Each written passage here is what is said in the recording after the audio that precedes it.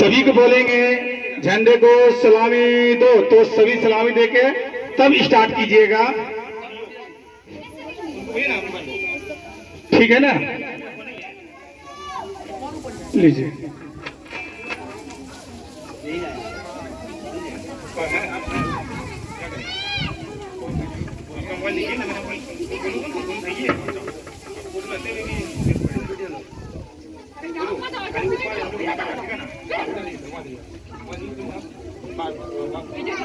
वो आपको बात करेंगे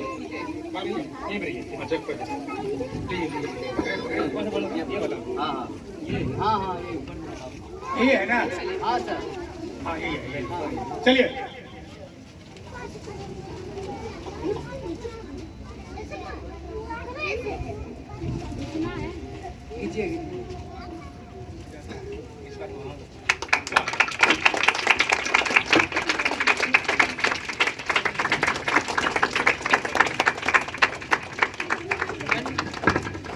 झंडे को सलामी दो।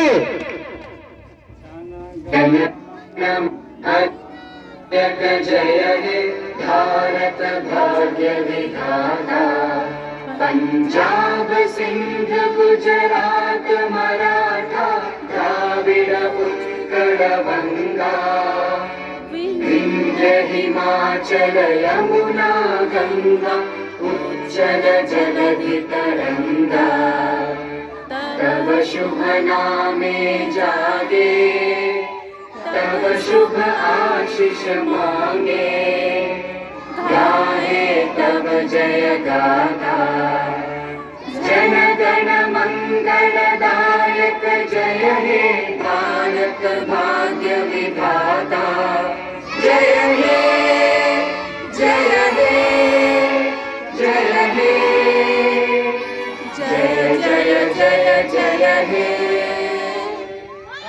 माता जी वंदे वंदे।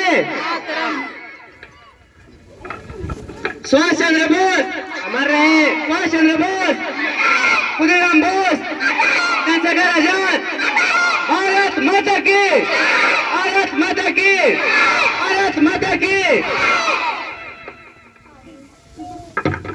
बहुत अच्छे।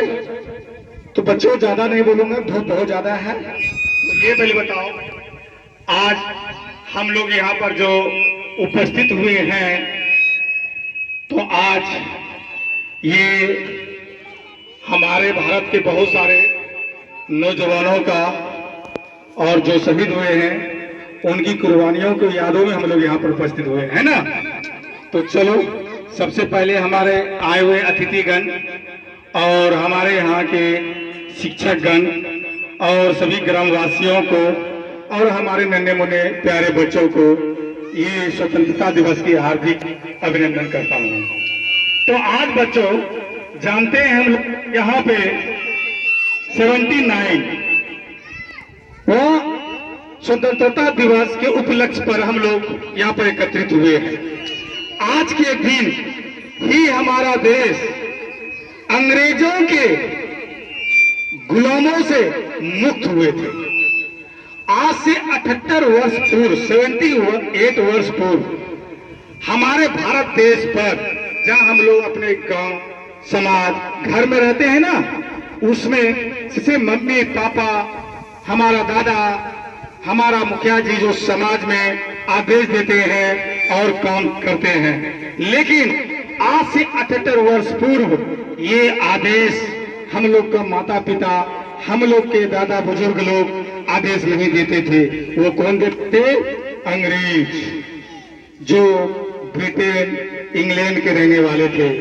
वो यहाँ आके हमारे यहाँ व्यापार की नीति से आए और हम लोगों को कमजोर समझ लिए, पढ़ा लिखा नहीं थे, अनपढ़ थे, और उनके बलावे फुसलावे में आकर हम लोग क्या हो गए? उनके अधीन हो गए और उनके आदेशों का पालन करने लगे और धीरे धीरे उनके आदेशों के अनुसार हम चलने लगे, जिसके कारण हम लोग उनके गुलामी में 200 वर्षों तक, कितने वर्षों तक?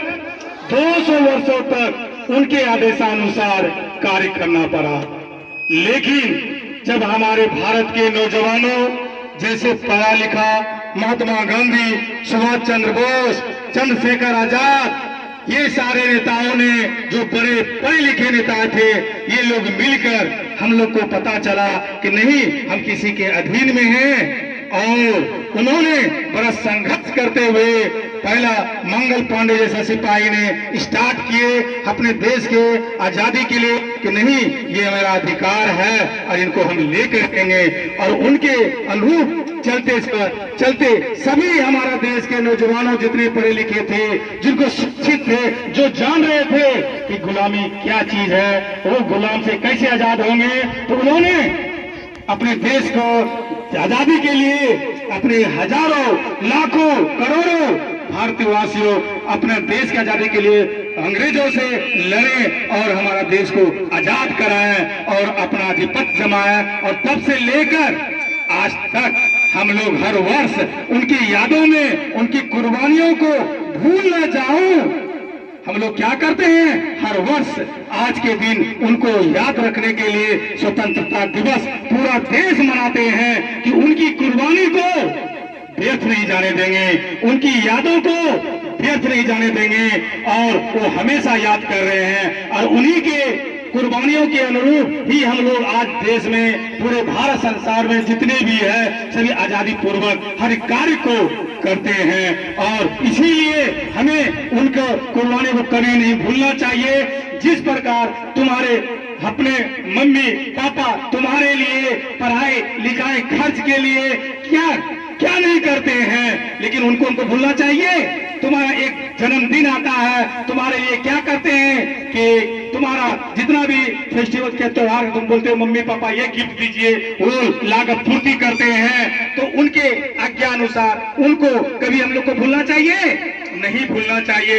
इसीलिए उसको याद रखने के लिए जैसे हम लोग हर साल हम लोग अपना अपना बर्थडे मनाते हैं कि मम्मी पापा व्यवस्था करते हैं या स्वयं दोस्त व्यवस्था करते हैं, उनको यादों को भूलने के लिए नहीं, हर साल जैसे हम अपना बर्थडे मनाते हैं उसी प्रकार से हमारे देश में हर साल स्वतंत्रता दिवस मनाते हैं। इसलिए कि उस कुर्बानी को जो देश के आजादी के लिए हम लोग अग्रसर, हमारा देश आजाद के लिए इतना आगे बढ़ चुके हैं, उनको भूलूं नहीं और उनको याद रखूं। और हर साल उसको यादों के लिए हम लोग स्वतंत्रता क्या करते हैं, मनाते हैं। और कैसे हुआ वो स्वतंत्रता, सभी एकजुट होकर, एक मत होकर, एक साथ मिलकर हुआ, चाहे वो हिंदू हो, मुस्लिम हो, सिख हो, सब मिलकर हमारा देश को आजाद किए थे। इसीलिए हम लोग सभी को सब पार्टियों एक साथ मिलकर पढ़ना लिखना चाहिए, सब मिलजुल कर रहना चाहिए, तभी तुम्हारा क्लास, तभी तुम्हारा स्कूल, तभी तुम्हारा गांव, तभी तुम्हारा समाज, तभी हमारा देश आगे बढ़ेगा। इसीलिए क्या आज हम लोग शपथ करें कि सभी मिलजुल कर रहेंगे? सब शपथ करते हो? हाँ, सभी मिलजुल कर रहोगे, कोई मारपीट नहीं, सब मिलजुल कर पढ़ोगे और सभी मम्मी पापा के बात पर चलोगे। सही प्रॉमिस करते हो?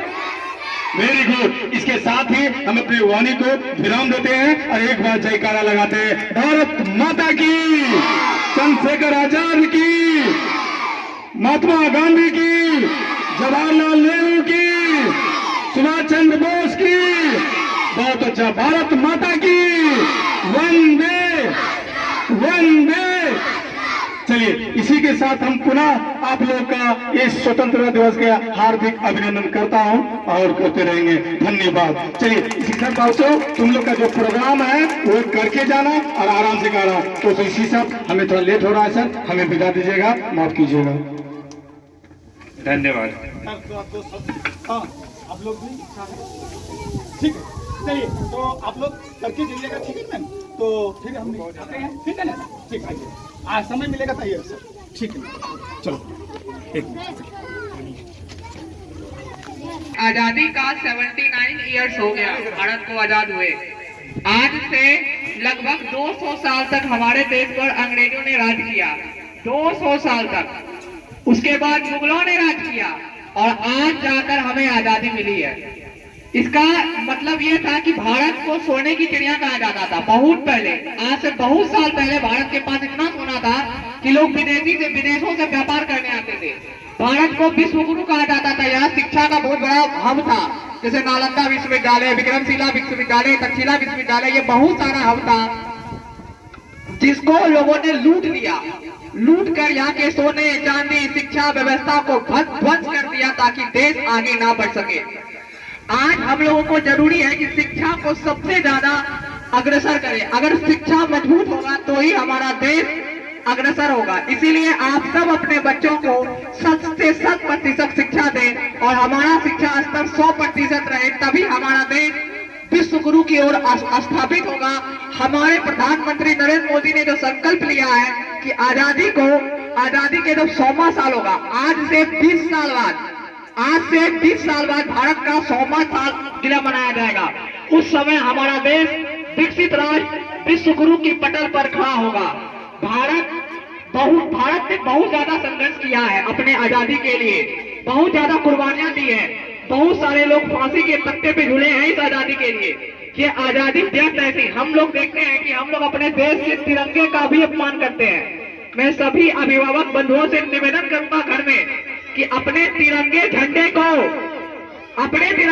को सम्मान दीजिए, किसी को भी पैर पड़ने मत दीजिए, क्योंकि अगर तिरंगा आपका अपमान होगा तो उन सभी बलिदानों का अपमान होगा जिन्होंने हमारे देश के लिए संघर्ष किया। इसीलिए संकल्पित यही लीजिए कि तिरंगे को सलामी दीजिए। जिस तरह अपने घर में पूजा पाठ को सलामी देते हैं, पूजा पाठ में मूर्तियों को सलामी देते हैं, उसी तरह ही हमारा तिरंगा है। तिरंगा ऐसे ही किसी को नसीब नहीं होता है। मरने के बाद जिसको तिरंगा मिलता है वो देश के इतिहास में दर्ज होता है, जैसे सुभाष चंद्र बोस, चंद्रशेखर आजाद और बहुत सारे बलिदानी। जितना भी फौज है, जितना आर्मी है, ये सब मरते हैं। सोचिए आर्मी कितना दिन रात जग करके आपकी देश की सर्विस करते हैं। अगर आप तिरंगे का अपमान करते हैं तो आर्मियों तक का अपमान करते हैं, और जो फौज का अपमान करता है वो देश का अपमान करता है, और अपने स्कूल का, अपनी सोसाइटी का, सबका अपमान करता है। इसलिए सबसे ज्यादा इंपॉर्टेंट है कि अपने देश के तिरंगे को सलामी दीजिए। जहां भी आपको तिरंगा मिल जाए उसको पैकेट में उठा लीजिए, मोड़ लीजिए और उसके बाद उसको कहीं गंगे में जाकर प्रोवाइड कर दीजिए, ताकि हमारा देश और हम सब मिलकर एकजुट होकर इस प्रतीक चिन्ह को आगे बढ़ा सके। अशोक चक्र हमारे देश का उन्नति और प्रगति का प्रतीक है। जितना भी तिरंगे में आप सिंबल देखते हैं उसको बड़ी बारीकी से रखा गया है। भारत का ये जो ऊपर वाला रंग है, ऑरेंज कलर, ये आपको ये बताता है कि हमारे देश ने कितना बलिदान दिया। ये रक्त का प्रतीक है। दूसरा है शांति का प्रतीक। हम किसी देश पर प्रथम वार नहीं करते हैं। आप देखते होंगे कोई देश हम पे वार करता है तो पहले हम वार नहीं करते, उसको वार करने के लिए करते हैं। जब वो वार करता है तो हम वार करते हैं, नहीं तो हम वार नहीं करते। दूसरा है अशोक चक्र। अशोक चक्र प्रगतिशील का प्रतीक है, यानी हम निरंतर अपनी और मेहनत करें। कोई बच्चा अगर मान लीजिए क्लास में फेल हो गया या एब्सेंट कर गया तो वो अशोक चक्र का एक प्रतीक है कि वो आप रोज और मेहनत करिए ताकि आप और प्रोग्रेस कर सके, रिजल्ट में और प्रोग्रेस कर सके। माँ पिता से भी अनुरोध करूंगा कि अपने बच्चे को निरंतर कक्ष में ध्यान दे, अपने बच्चे को निरंतर यह कहे कि प्रगति करते रहे, अग्रसर बढ़ते रहे। इससे हमारा देश आगे बढ़ेगा। मैं इन्हीं वाणियों के साथ देश को, अपनी वाणी को विराम देता हूँ। धन्यवाद। ताली बजाइए।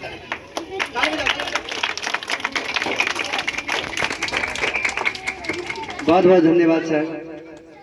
बड़ी खुशी हुई कि इस वर्षगांठ पर हम लोग एकत्रित हुए और सभी बड़े धूमधाम से और अपने मन को सुशोभित करते हुए ये यादगार किया जा रहा है, और आप लोग मिलकर इसे सफल बनाएं और हर वर्ष की तरह इसी तरह आप लोग भी आए और हमारे भारत माताओं के नाम और भी वर्षगांठ के रूप में मनाया जाए, और जो कि हमारे जो भी दुश्मन है उनको ये लगे कि भारत पहले से आजाद है, आजाद था और आगे आजाद ही रहेगा।